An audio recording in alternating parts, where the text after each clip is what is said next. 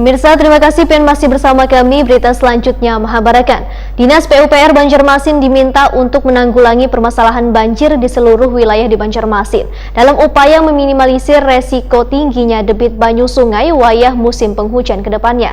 Agar terjadinya banjir di beberapa wilayah di Banjarmasin yang terjadi, Nangkaya ini bisa tertangani dengan cepat.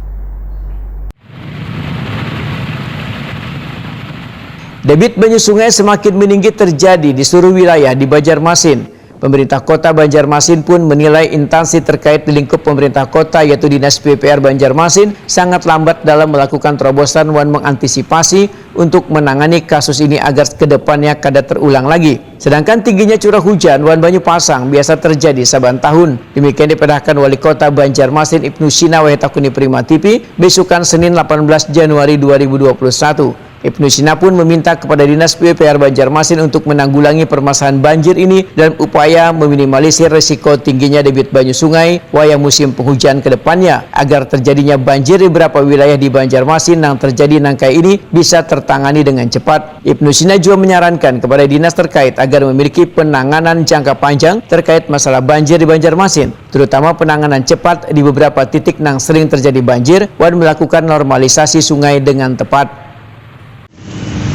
Dinas PU ini kan sudah kelihatan genangan seperti ini untuk perencanaan jangka panjang ya. Dari belajar dari kasus ini kita ingin agar ini tidak terulang lagi sehingga direncanakan betul titik-titik mana yang memang harus segera dinormalisasi dan harus dibebaskan sehingga tidak kejadian seperti ini.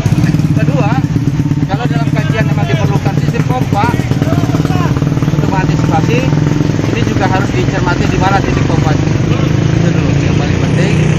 Ini untuk perencanaan jangka panjang dan mudah-mudahan bisa kita mulai di 2021 atau 2022 yang akan datang.